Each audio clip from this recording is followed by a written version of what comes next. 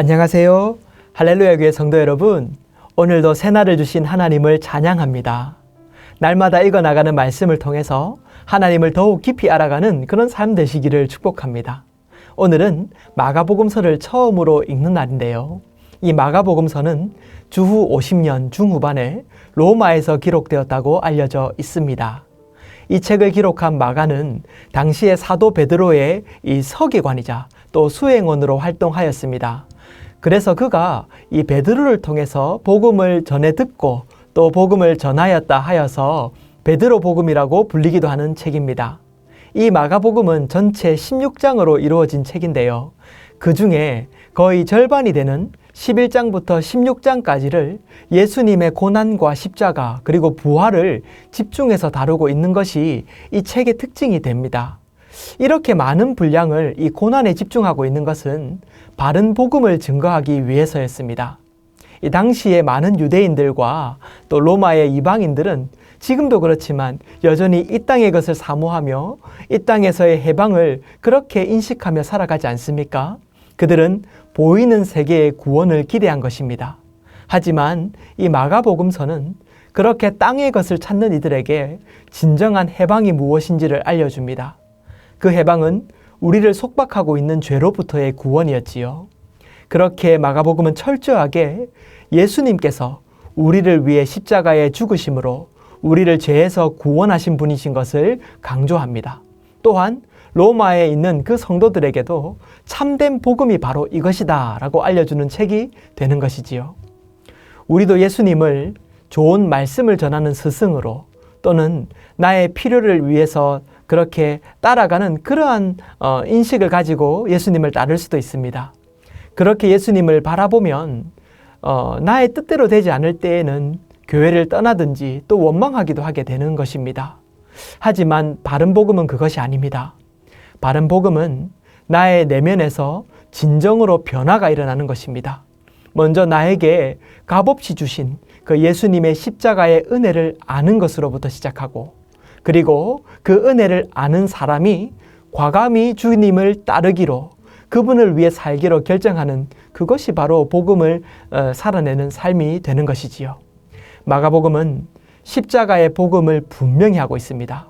그래서 그분의 죽음이 우리를 구원하였고 죄로부터 해방하였고 그리고 우리가 그분을 따른다는 것은 그 자기 십자가를 지고 그분을 죽기까지 따르는 것이라는 것을 알려주고 있는 책이 되는 것입니다.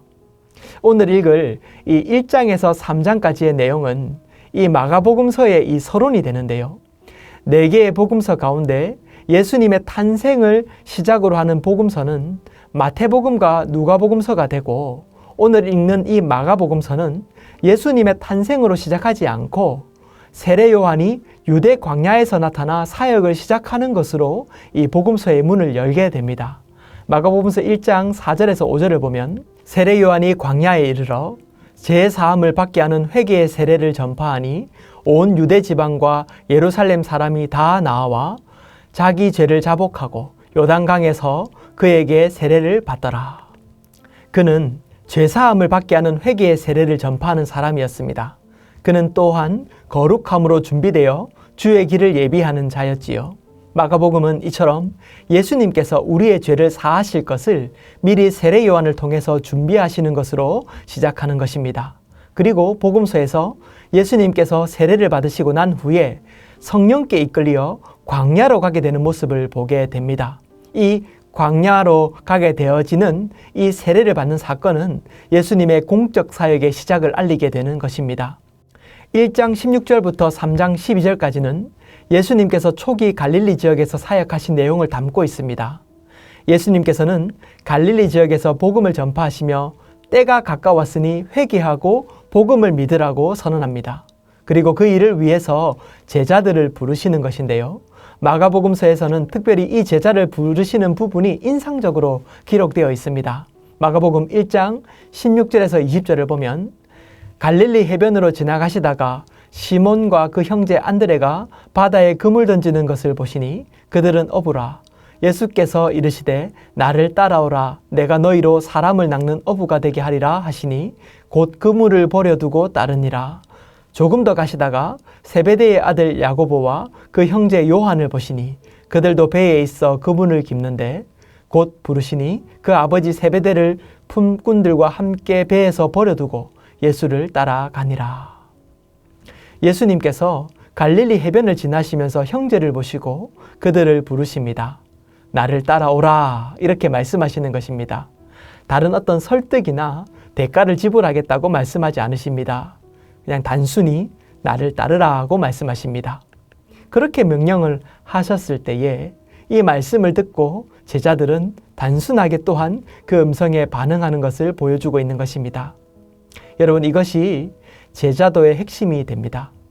그들은 예수님의 음성을 듣고 곧 그물을 버려두고 예수를 따르게 됩니다. 여기서 알 수 있는 것은 예수님을 따른다는 것은 즉시로 예수님의 말씀에 순종하는 것을 의미하는 것입니다.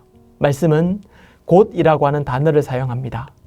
예수님께서 그들에게 순종을 요구하실 때에 나중에 할게요 이런 건 없는 것입니다.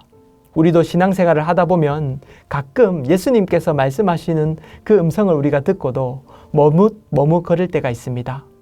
하나님의 뜻이라는 확신이 있어도 내가 가지고 있는 것을 놓지 못하는 그러한 상황이 언제든지 펼쳐지기 때문에 그때가 되면 여러 가지 핑계로 순종하지 못하는 것입니다.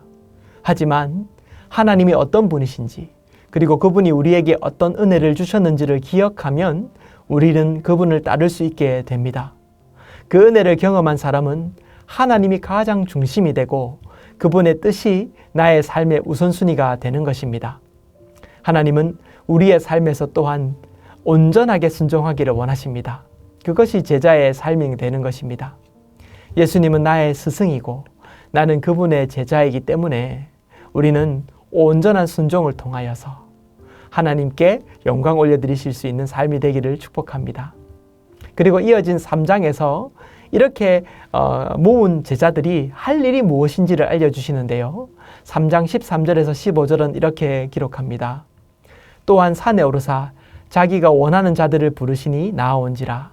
이에 12를 세우셨으니 이는 자기와 함께 있게 하시고 또 보내사 전도도 하며 귀신을 내쫓는 권능도 가지게 하려 하심이라. 먼저 할 일을 말씀하시는데요. 첫째는 함께 있게 하시려고 부르셨다고 하십니다. 예수님이 우리를 부르신 가장 첫째 되는 이유는 우리와 함께하기 위해서입니다. 제자들을 부르셔서 막 사지로 몰고 그들의 뒤에서 명령만 하는 그런 스승이 아닙니다. 오늘 읽는 이 1장에서 3장에 보여지는 예수님은 제자들과 함께 하시며 직접 사람들을 구하시며 귀신을 내어쫓는 것을 보여주십니다.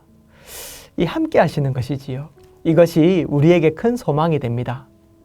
여러분, 예수님은 지금도 함께 하시며 우리를 인도하시는 분이신 것을 믿으시기 바랍니다. 주님의 일을 감당하기 어려울 때에도 또 우리가 가지고 있는 역량으로는 도저히 삶을 살아가기 어려운 순간들이 맞이할 때에도 예수님께서 우리를 단순히 일꾼으로 부르셔서 일을 시키기 위해 우리를 부르신 것이 아니라는 사실을 늘 기억하십시오. 예수님은 우리와 함께 하시며 우리를 먼저 세우기를 기뻐하시는 그러한 하나님이 되십니다. 두 번째로 전도하기 위해서 부르셨다고 말씀하십니다. 이 땅으로 오신 예수님의 사명, 그 사명을 이루기 위해서 부르심을 받았습니다. 예수님께서는 이 땅에 많은 이들이 구원받기를 원하십니다. 그것이 그분께서 십자가를 지신 이유인 것입니다.